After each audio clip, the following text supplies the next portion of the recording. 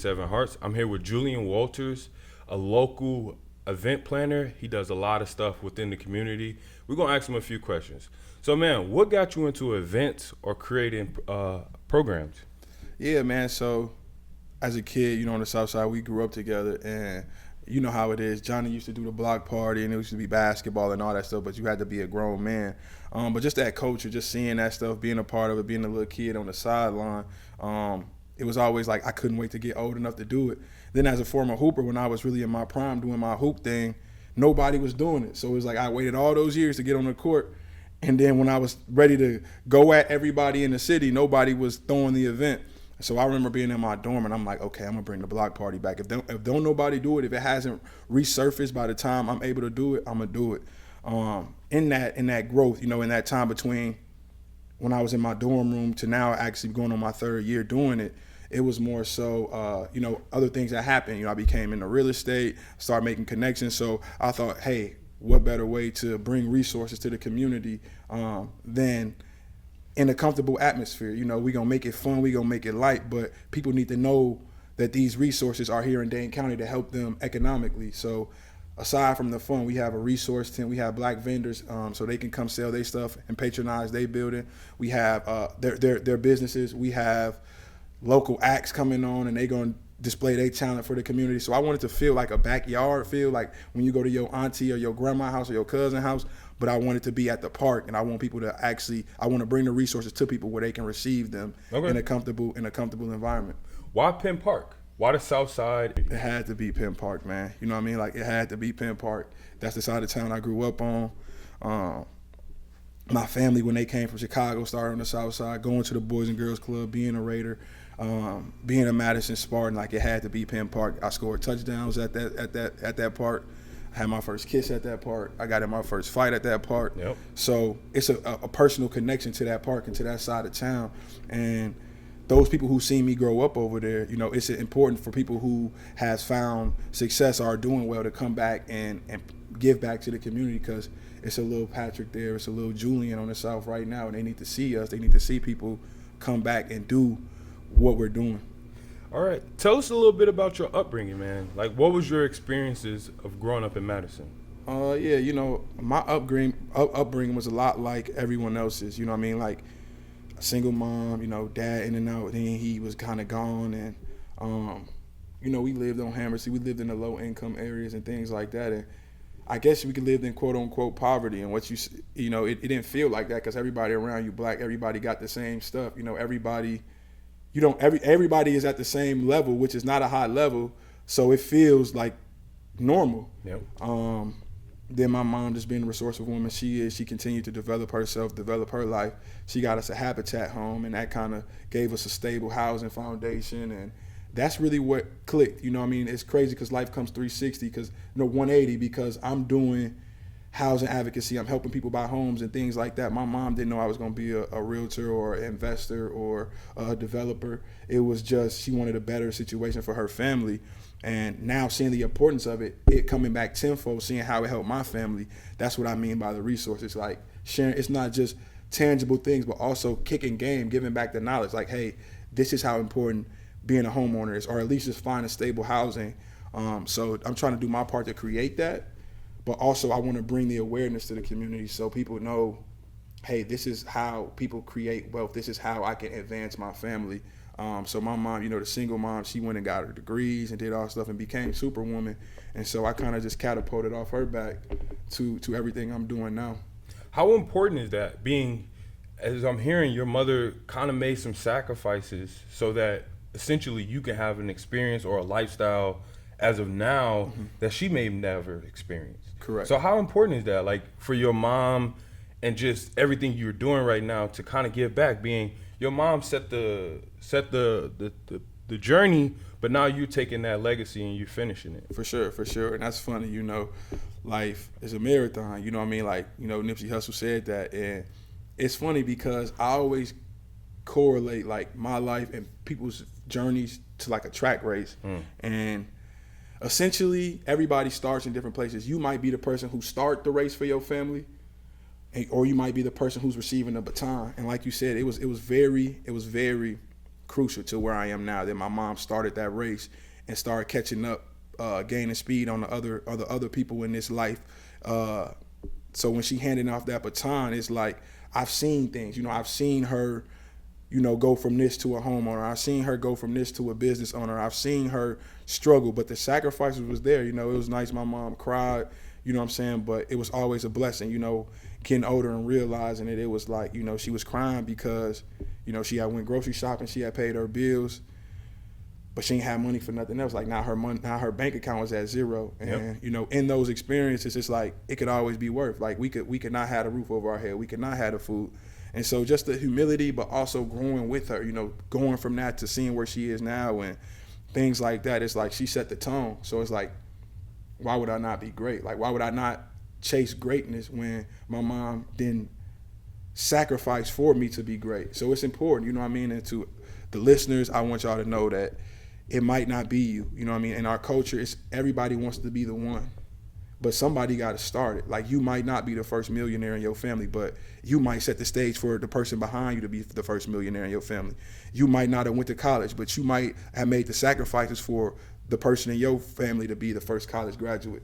So that's the type of message I try to relay, because I'm a product of that. I'm a product of somebody sacrificing and taking a step and starting a race, and I'm running it. I received the baton, and when I hand off this baton, we gonna be pretty close. We gonna be gained on a lot of people in the race. Yep. And that's just how I'm moving, and that's kind of how the energy I'm taking, and that's why it's so important for what my mom did and for others like her to continue to do and being for your family.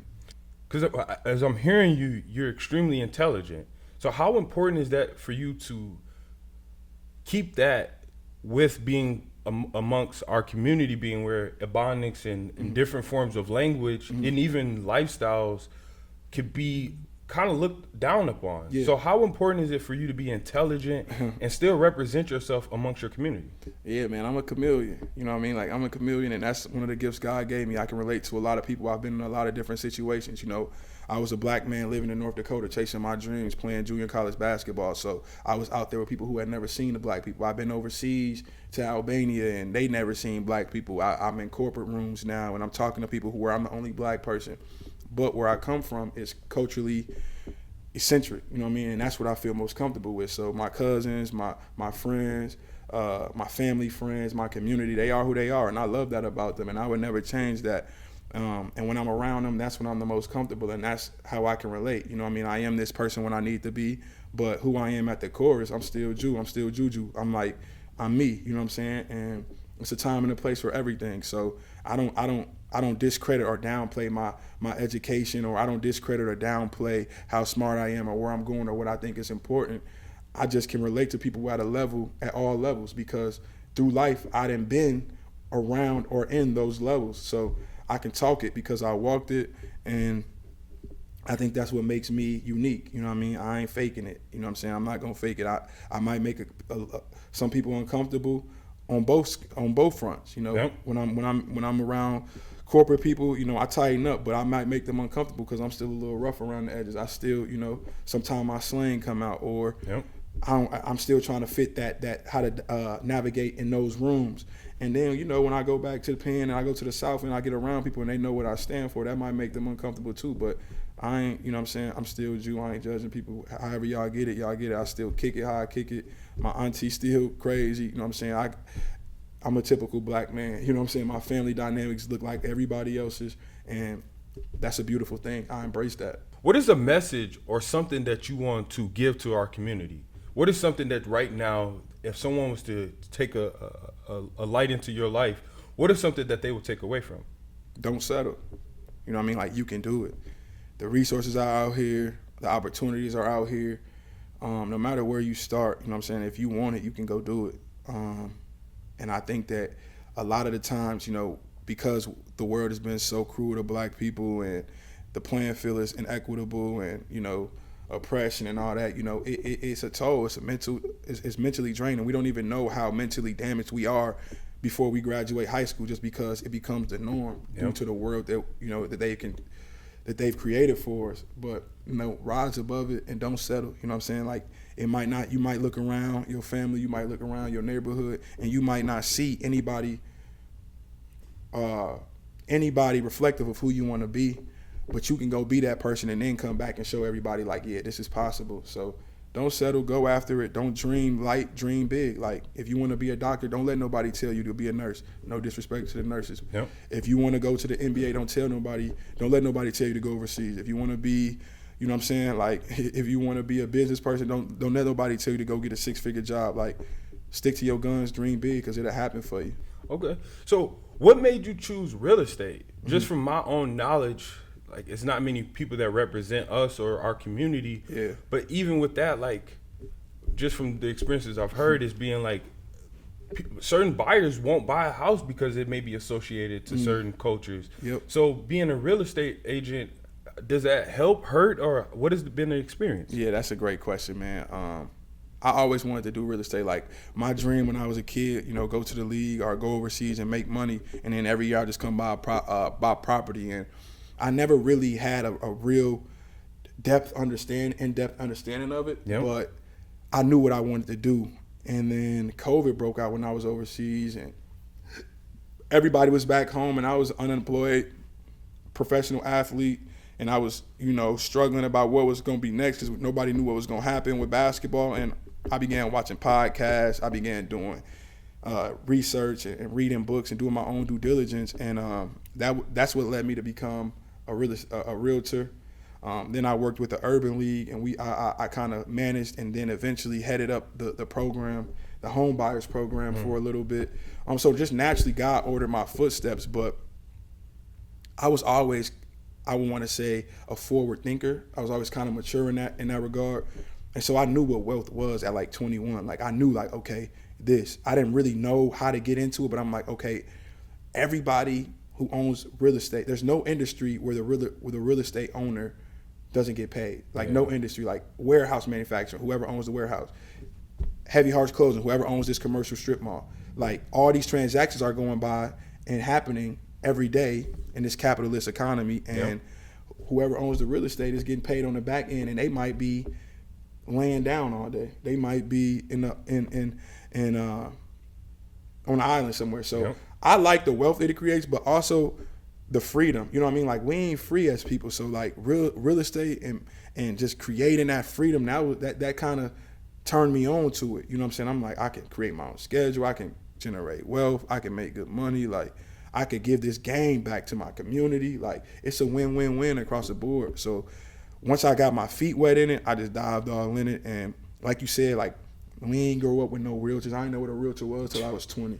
You know, we didn't know what a landlord was. The only terms we knew was rent and landlord. We didn't know about being no investor or being no property owner or property managers or developers or any of this stuff that I'm having access to.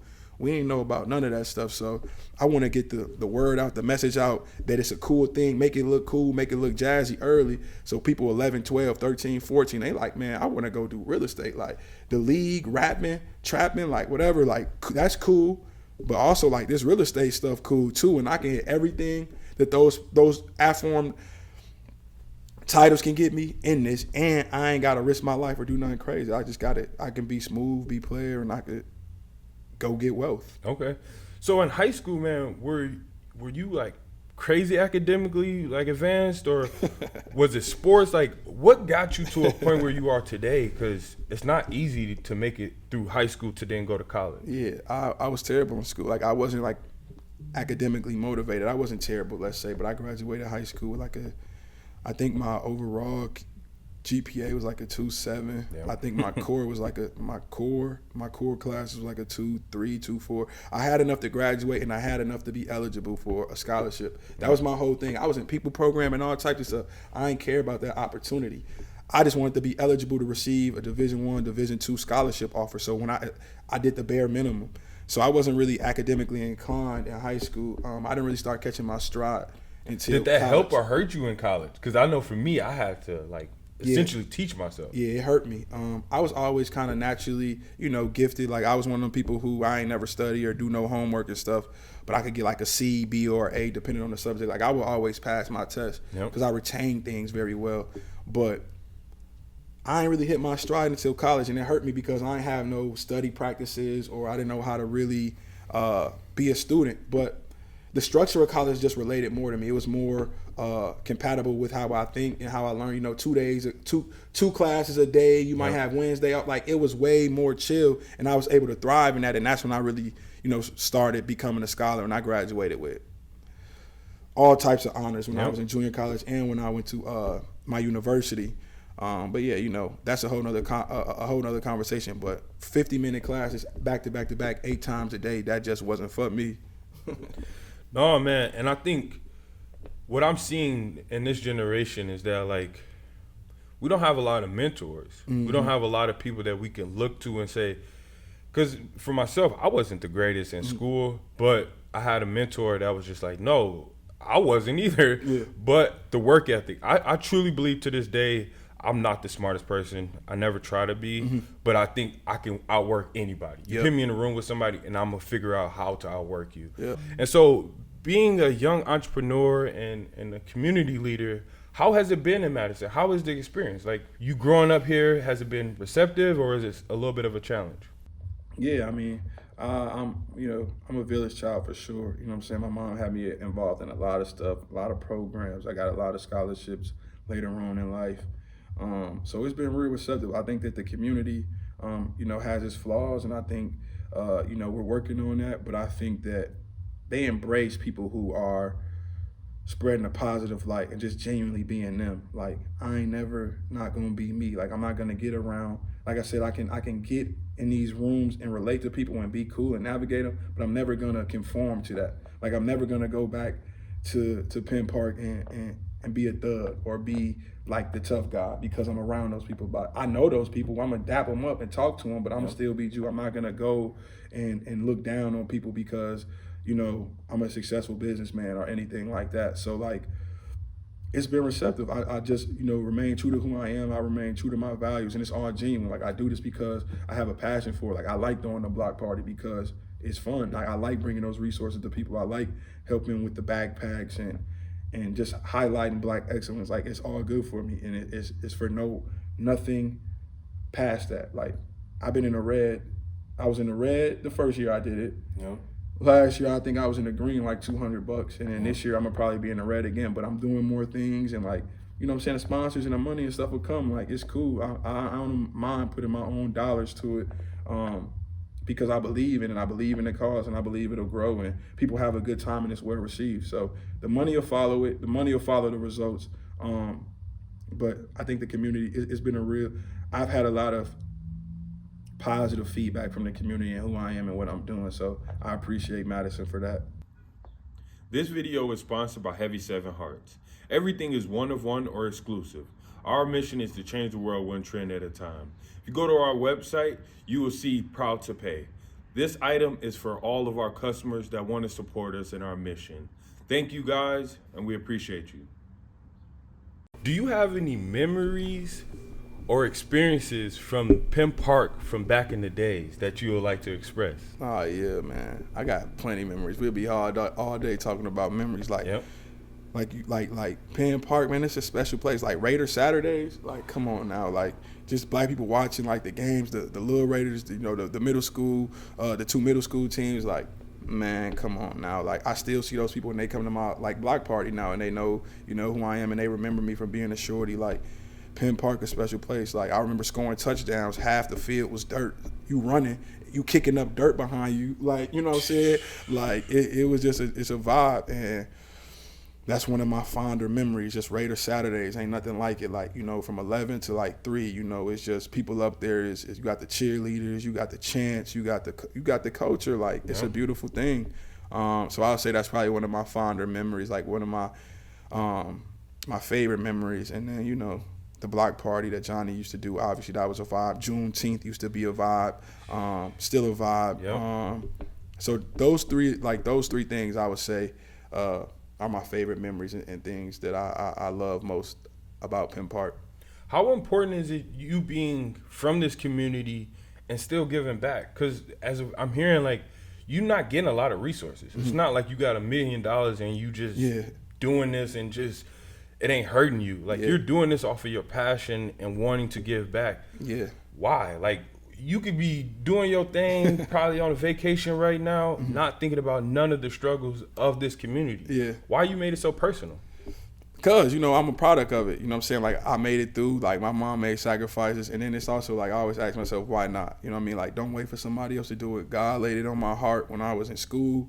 And nobody did. Like I said, if somebody else would have did it, I would have been cool just playing in it. But, you know, he laid it on my heart. And nobody else had did it for a reason. Because I'm supposed to be doing this work. And people need to see it. You know, people need to understand it. And people need to be inspired by it so that they can go out and do their own thing and bring it back to the community, and reach for their goals and reach for their dreams, because ultimately that's what it's about, man. Is, you know, the theme for this year is we're better together. We work together, we can do better, we can push for you know, a more equitable playing field. We can go, you know, go after wealth and just better our community, man, because, you know, you look around and people are doing it. Some people figured it out. Other coaches have figured it out. And so it's time for us to kind of do that as well. And it starts with people who kind of understand the game and learn game to come back and bring it to the people who haven't, so that collectively we can all advance. Okay. Is there anything you're working on or something that you're planning for the community? Yeah, I am working on something. I can't speak about it right now, but I got something big in the works around housing, and I think it'll be big for the community. I think it'll be big for people to dream big, and I think that it'll make a splash, and I think that it'll be well received. It'll be impactful. It'll be helpful. But I can't go on further than that. But okay, I got some stuff up my sleeve. We'll know more by the end of the year. Okay. Is there any tips or advice that you could give to a mother that's dealing with housing issues? Like, she doesn't know what's her next move, or if she wants to get a house, she doesn't know where to start. Mm-hmm. What advice would you give her? I would give her, first, you know, breathe. You know, I know it's hard and things are happening, but call me, call a realtor, call somebody who knows the game and who's willing to work with people. I work with first-time home buyers all the way. A lot, like 95% of my closings have been with black people. And there's different loan options and there's different ways to achieve home ownership. There's down payment assistance programs. You know, in terms of home ownership, I would say go to HBRT. You can literally Google HBRT Dane County, and there's a tool there where you fill in your income criteria, and then the matrix will create all the down payment assistance programs that you are qualify for. Yep. Moving out is a good resource in terms of housing and home ownership and housing. There's different organizations out here that are trying to make change as well. So I would say start at those two, but then, you know, individually, you know, everybody's got their own situation. So, you know, I would coach that on a person-to-person basis. Yep. But those would just be like the general little nuggets that I would drop. You know, start there, give me a call, give somebody, a black realtor, a call, give somebody a call who can relate to where you are and is willing to do the work with you, and then we can go from there. It's a marathon, not a sprint. So as long as you got the patience and you really want to do it, it'll happen. Like my mom was denied from Habitat at first. Yep. She didn't get it the first crack. Yep. She was on a waiting list, and then, you know, it happened, and it'll happen for you too. And piggybacking off that, like, so as a mother and maybe struggling, and maybe she doesn't have the best rental history, mm-hmm. not having the 3 times the rent, mm-hmm. what opportunities or what could she be offered? Like, because essentially as a bank, they're mm-hmm. not giving no loan to somebody that they don't think can secure this loan mm-hmm. or even pay it back. So as a mother having multiple kids, maybe not having all the resources, being financially, and then you don't have the best rental history, who's going to give you a house? That's tough. You know, that's tough. And, you know, it's a crisis going on in Madison and Dane County in particular. But the answer to that is, you know, in the immediate, you probably got to find a private landlord, somebody who will work with you. I work with people all the time who don't have 3 times the rent and things like that. I don't really do credit checks. I don't do credit checks at all, actually, because I believe that, you know, it's more like a ministry kind of thing. You know, like I give people a chance because God gave me a chance. So I don't have stringent rules, and I'm not the only private landlord that feels this way. But when you get the opportunity, you got to do right by it. You know, you got to show that you know, because this is how you build your rental history and you get a fresh start and things like that. Because eventually you will get a chance. You just got to make the most of it. And then when it comes to those other things, you just take it day by day, step by step. You know, once you secure your housing, you know, like you work on your credit score. You know what I mean? Pay some things off, and then learn discipline. You know, get with somebody who can help, because it's not about the money. Like, we can make money. We're resilient people. Yeah. You know, like we can make something out of nothing. We gonna find the money.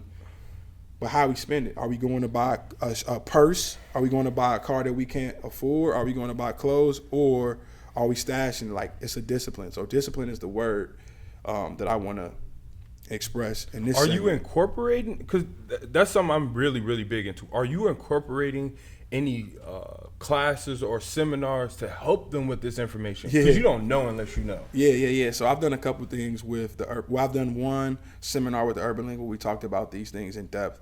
I'm getting ready to host a couple forums and do these breakout sessions with my aunt over at Hayes Place. We still working on dates and things around that where, you know, we're going to have food and drinks and make it a comfortable environment, but people can come learn about this stuff. And it's not just I'm talking it, like, you come and show me that you're willing to work. I'll show you the steps. Like, it's not just, hey, this is the information, go run with it. No, because that's not beneficial either.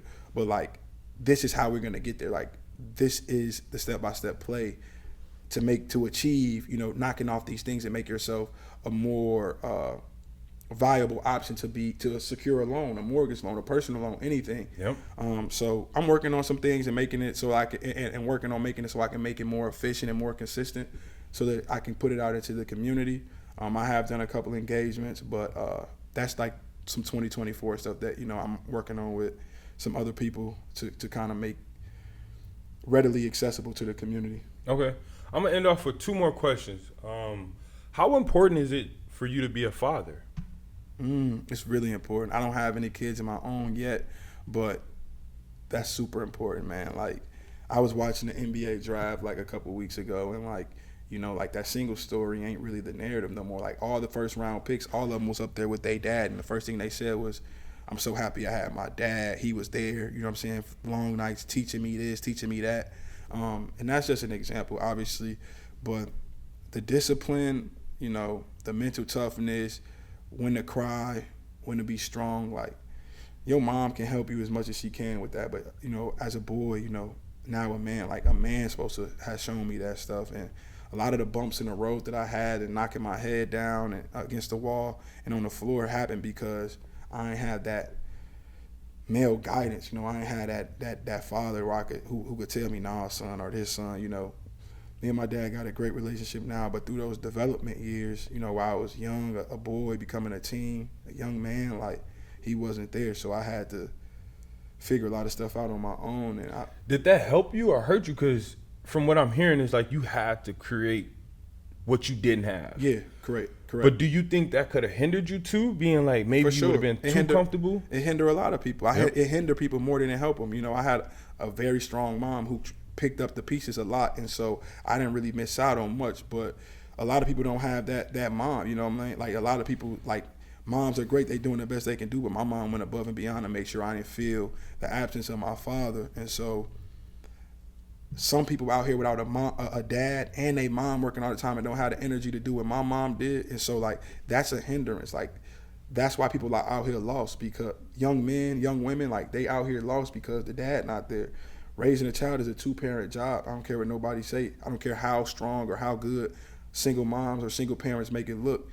And a lot of people who don't have that, like, they more often than not fall by the wayside. You know, they get influences from other outlets, and a lot of them are negative. So it's definitely a hindrance. People gotta be there for their kids. Fathers need to be there. And luckily, I just turned out the way I did.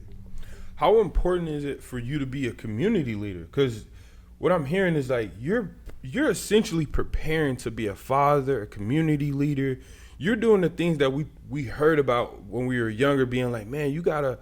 Especially for us, because we were in the church. And for me, I've always seen great men. Mm-hmm. And so I was like, man, I really want to be this way. I really want to do this. Mm-hmm. And so what makes me continue to want to be a part of the community because of Alex Lewis. Mm-hmm. And so how important is it for you to be someone's mentor, maybe not now, but in the future? Yeah, well, I got a couple boys who I mentor, and I've been mentoring them for about a year, so I give back like that. It's funny hearing you say that. I don't really consider myself a community leader. I'm just a guy, man. Like, I just do this event, and I try to lead people in and share resources, but I ain't really putting no title on it. I just think that I'm Julian, you know, man. I'm Juju. I ain't no community leader. But how important is that? Because you doing that, man, that to me is important. Yeah, it's important. It's definitely important, man. It's important. It's important work. And I appreciate you saying that, man. That means a lot to me because I'm just doing it. You know what I'm saying? I'm just doing it. And, you know, it's overwhelming sometimes. After the day of the block party, my head's spinning and stuff. Yep. So, you know, to hear that, you know, you value it like that and hear other people say that they value like that, it means a lot to me, man.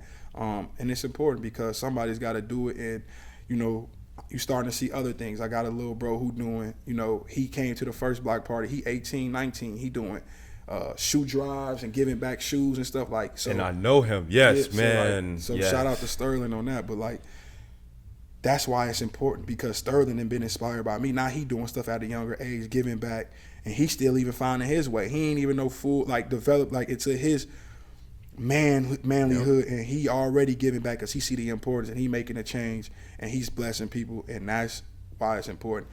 It's important because what happens at the park that day. But the trickle down and the collateral effect is even more important.